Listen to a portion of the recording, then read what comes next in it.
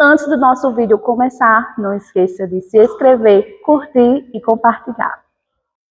Graças a Deus, irmãos, boa noite.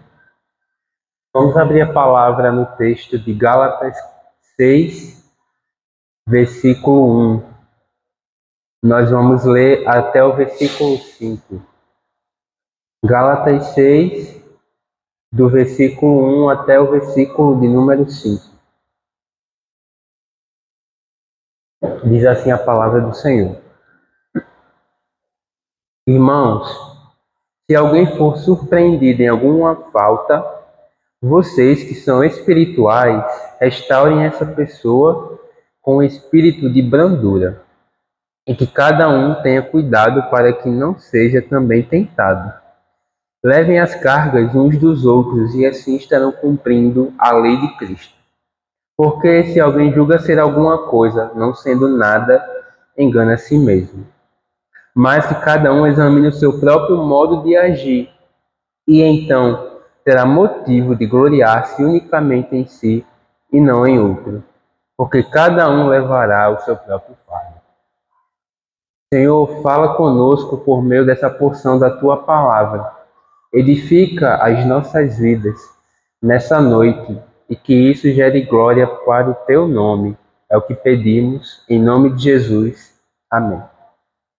Irmãos, a vida cristã foi pensada pelo Senhor como uma caminhada comunitária.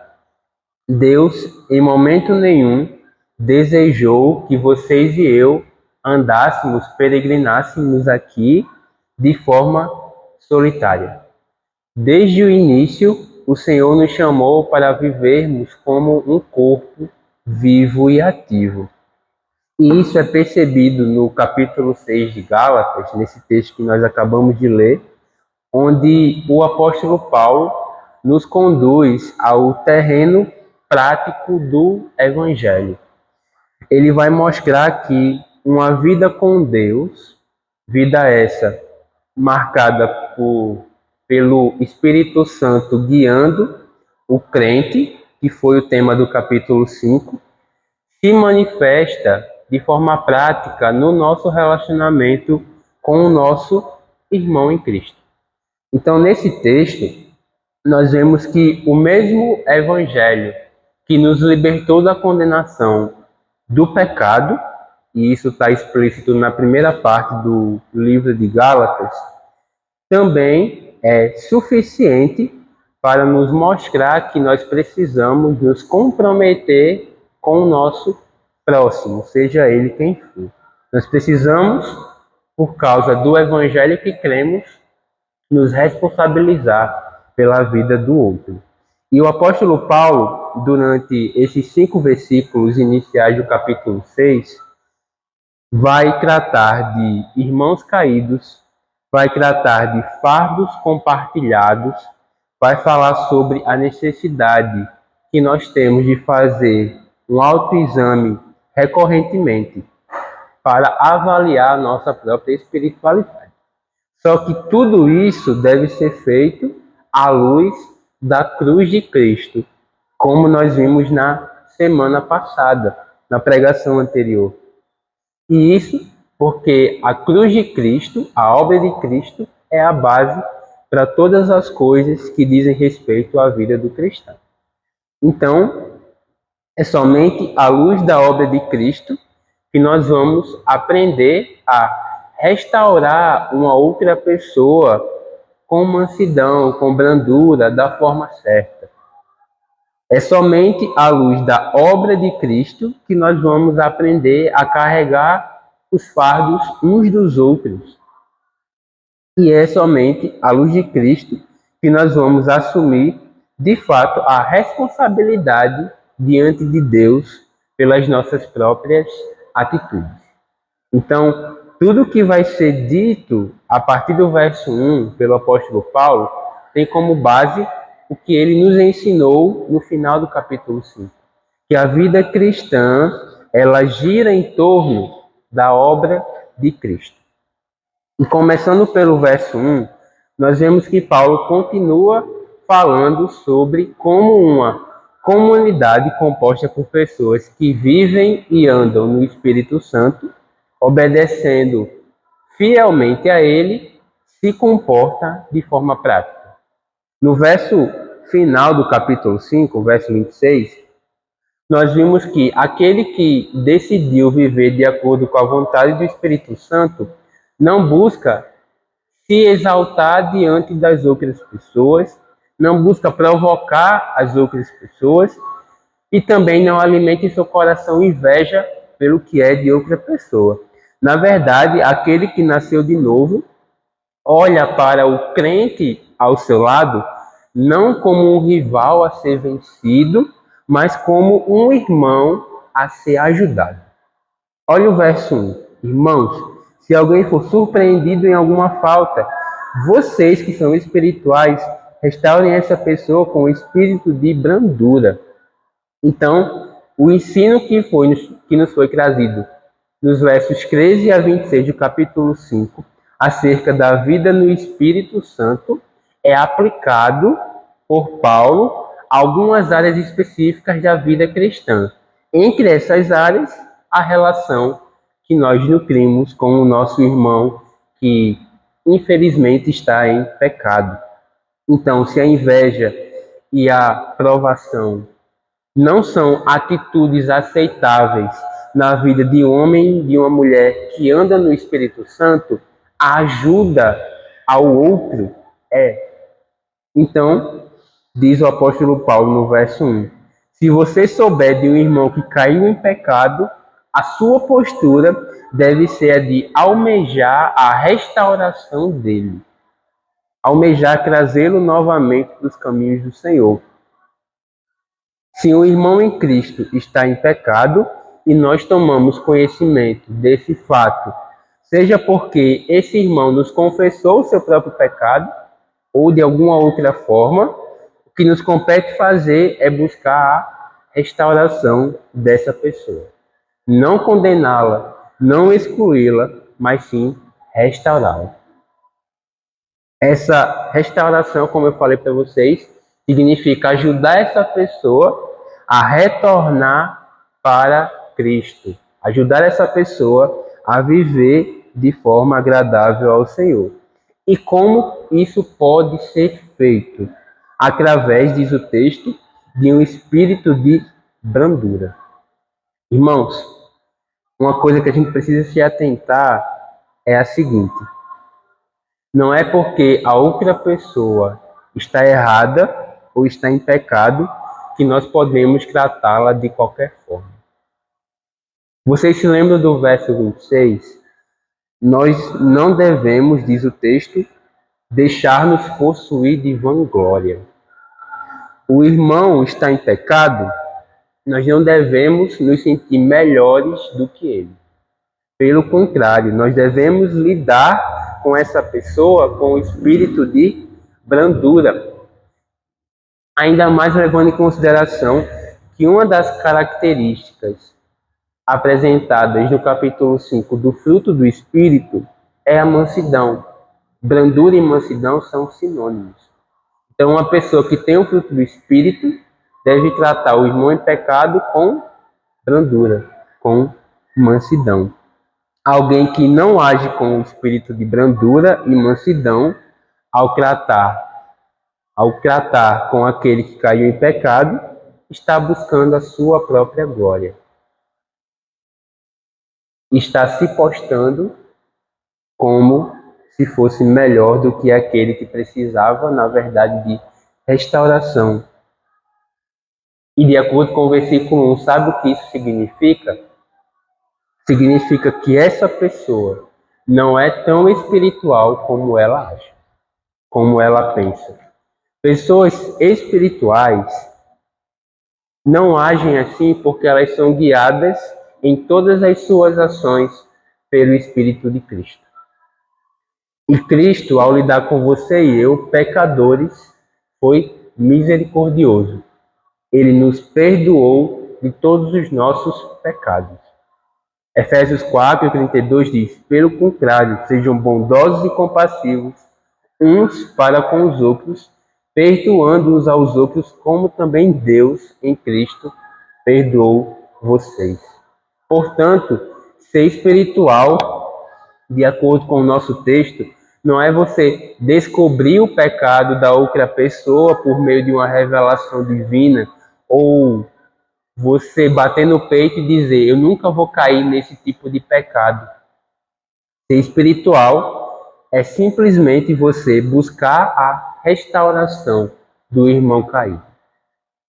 Ser espiritual é você agir com brandura no trato com essa pessoa e você agir com fé no trato com Deus, orando ao Senhor, confiando na providência de Deus para que essa restauração do seu irmão de fato aconteça. Essa é a ideia de 1 João capítulo 5, o texto que nós lemos agora há pouco, no momento de confissão. Se nosso irmão está em pecado, diz João, ore por ele.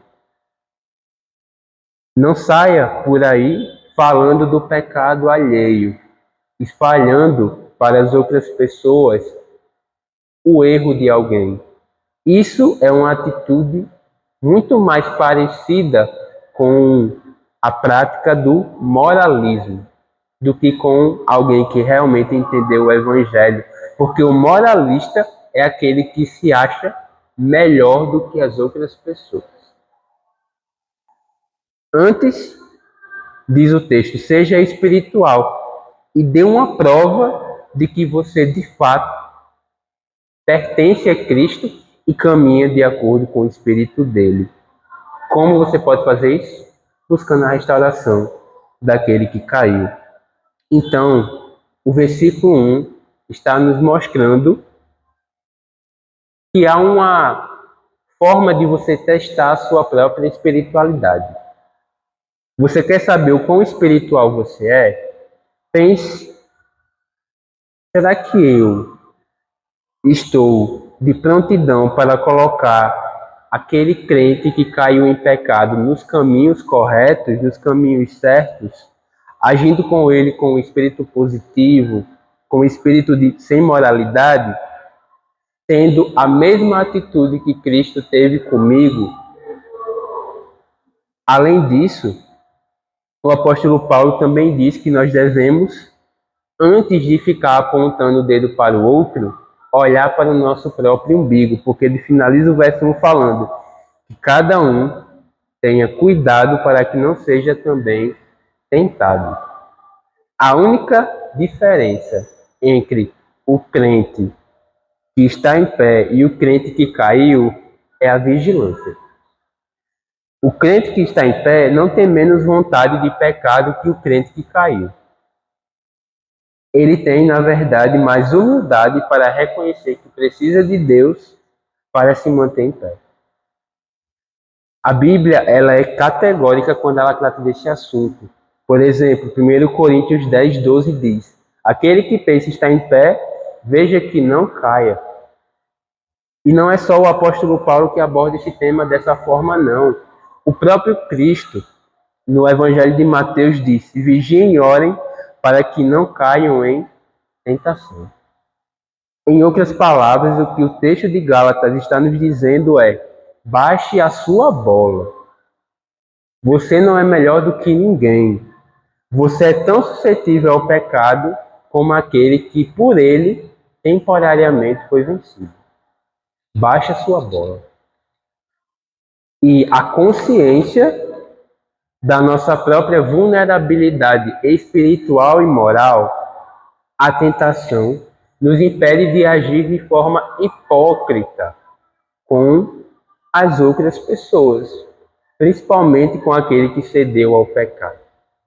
E o resultado disso é que nós deixamos de ser pessoas que pensam mais em nós mesmos e ao invés de buscar glória própria, começamos a pensar muito mais no outro.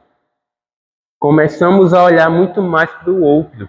Começamos a dedicar nossa vida a ajudar o outro na caminhada. O verso 2 diz: levem as cargas uns dos outros e assim estarão cumprindo a lei de Cristo. Todos nós temos fardos muito pesados para carregar, vocês concordam? Irmãos, a ideia aqui do verso 2 não é somente essa, mas a ideia é que todos nós precisamos do nosso próximo para conseguir caminhar com os fardos que nós temos. A ideia é, você precisa ajudar o outro a caminhar com o fardo que ele tem e, ao mesmo tempo, você precisa dele para conseguir caminhar com o fardo que você tem. Para que o propósito dos dois seja alcançado, ambos precisam se ajudar. Em outras palavras, Paulo está dizendo: devemos nos apoiar mutuamente, porque todos nós somos, espiritualmente falando, pessoas fracas, totalmente suscetíveis à queda, ao pecado. É lógico que a primeira coisa que a gente precisa fazer é buscar a Deus. O salmo que nós lemos aqui no início da liturgia, o Salmo 55, fala que nós devemos lançar sobre o Senhor a nossa vida, que Ele, como resultado disso, vai nos sustentar. O texto de 1 Pedro 5,17 diz para lançarmos sobre o Senhor todas as nossas ansiedades, porque Ele cuida de nós. Agora, qual é o ponto? É que a forma como Deus cuida de nós é através, principalmente, dos nossos irmãos. A forma como Deus nos sustenta espiritualmente é principalmente através das outras pessoas. Ele as usa para nos abençoar desse modo. Por isso, nós devemos buscar a ajuda do outro para carregar a nossa própria carga. Vocês notam que o apelo aqui é para que você tenha um comportamento, antes de tudo, humilde, reconhecendo que você não consegue andar sozinho, que você não consegue servir a Deus fielmente se você não tiver outra pessoa para lhe ajudar nessa sua missão. É um chamado à humildade antes de tudo, irmãos. E o apóstolo Paulo fala que carregar a carga do outro e ter a nossa carga carregada por ele é cumprir a lei de Cristo. E isso acontece porque nós aprendemos com o verso 14 do capítulo 5 que a lei de Cristo ela é resumida ao amor. E quando você carrega o fardo de alguém, quando você se importa com a pessoa a esse ponto, você está amando na prática. Não foi o que nós acabamos de ler no livro de Tiago? O apóstolo questiona qual é o proveito de você dizer que ama o seu próximo com a boca, mas no final das contas acabar negando uma ajuda básica àquela pessoa. Você ama com a boca, mas nega esse mesmo amor com as próprias mãos. Então, dizer que ama é um lado da moeda e demonstrar na prática esse amor é o outro lado. A lei de Cristo, entendida como a totalidade dos ensinos de Jesus, dos mandamentos de Jesus, ela espelha o caráter e o comportamento do próprio Cristo. O caráter porque João fala que Deus é amor. É da essência de Deus amar as pessoas. E o comportamento porque foi por causa do amor de Cristo que ele veio à Terra morrer pelos pecadores. Então a lei de Cristo é resumida no amor. E o amor tem a ver com o caráter de Deus e com a forma como Deus se relaciona com vocês e comigo. Diante disso, o que nos cabe é amar semelhantemente a Deus o nosso próximo. E quando nós amamos assim, como eu falei para vocês, o nosso foco muda. O nosso foco passa a ser o outro e não nós mesmos. Diz o verso 3, porque se alguém julga ser alguma coisa não sendo nada, engana a si mesmo. Durante toda a carta, o apóstolo Paulo usa aforismos, que são ensinos morais e espirituais profundos, descritos através de frases bem curtas, de ditados populares dos dias dele. E aqui no verso 3 ele usa um aforismo para mostrar o perigo que nós corremos quando damos espaço no nosso coração para o orgulho pessoal. Os Gálatas não deveriam ter de si mesmos um conceito mais elevado sobre si. Caso os Gálatas amassem o seu próximo, visando se sentirem pessoas melhores do que eles, por exemplo, eles não estariam cumprindo a lei de Cristo. Porque o amor descrito no capítulo anterior como resumo da lei tem como pilar central o sacrifício pelo outro e não a busca por benefício pessoal através do seu semelhante. Então, se os Gálatas buscassem a própria glória à custa dos outros, eles não estariam cumprindo a lei de Cristo, eles estariam, na verdade, se moldando à lei dos homens. Porque nesse mundo caído faz todo sentido você se valer do próximo para alcançar os seus objetivos pessoais. Mas a lei de Cristo, para a lei de Cristo, isso não deve ser assim. Aquele que age dessa forma egoísta e caída, diz Paulo, engana a si mesmo. Engana a si mesmo. Se você faz algo achando que é melhor do que o outro, porque você faz isso e o outro não, você está enganando a você mesmo, porque você está esquecendo quem você realmente é, um pecador. O que Paulo está dizendo é, se você olhar de fato para o seu coração, você vai perceber que não é melhor do que ninguém. E você precisa da graça de Deus tanto como a outra pessoa. Então, dito de uma forma diferente, quando nós somos presunçosos, nós nos recusamos a carregar o fardo do outro por pensarmos que nós somos alguma coisa, por pensarmos que nós somos melhores, enquanto a realidade, o fato é que nós não somos coisa alguma, nós somos meros pecadores. É como aquela pessoa que se acha muito mais inteligente do que as outras, acreditando saber de tudo, quando na verdade ela não sabe de praticamente nada. É aquela pessoa que é ignorante a respeito da própria ignorância. Então, o grande ponto do apóstolo Paulo aqui é: quando não tomamos as cargas uns dos outros, estamos com isso dizendo que somos superiores àquela pessoa. E isso é um auto-engano, porque nós não somos superiores a ninguém.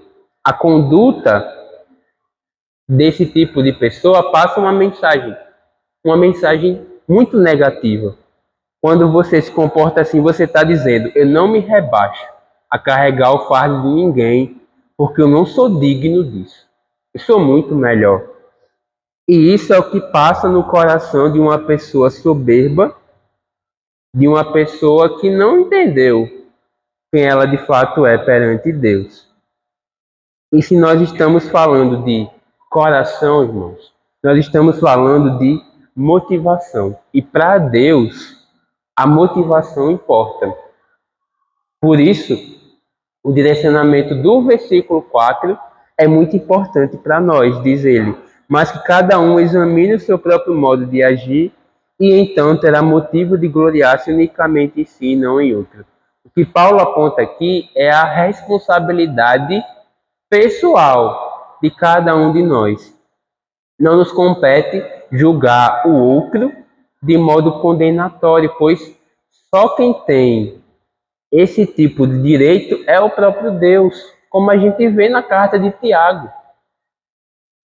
Nesse tribunal, nós não somos juízes dos outros, nós somos réus juntamente com eles, ou seja, nós precisamos prestar conta dos nossos próprios atos, e isso deve ser o foco da nossa vida. Antes de julgar o outro, a gente precisa pensar sobre a nossa própria espiritualidade. Então,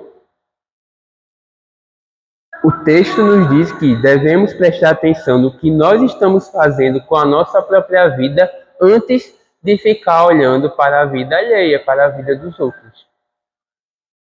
Se você não tiver esse tipo de comportamento, esse tipo de atitude, recorrentemente, você vai cair no erro de ficar se comparando com as outras pessoas. E vocês lembram da parábola que Jesus conta do publicano e do fariseu? Qual foi um dos grandes erros do fariseu naquela parábola contada por Cristo? O fariseu usou o publicano para medir a própria fé. O fariseu focou no pecado do publicano ao invés de focar em pedir misericórdia para ele diante do próprio Deus. Então, em vez de nós examinarmos o nosso próximo, nos comparando a ele, nós devemos examinar a nós mesmos, a nossa própria vida. E o verso 5 diz o porquê. Porque cada um levará o seu próprio fardo. O apóstolo Paulo conecta o versículo 5 ao que ele falou anteriormente, no versículo 4. Ou seja, no dia do juízo final, ninguém será questionado pelo que o outro fez.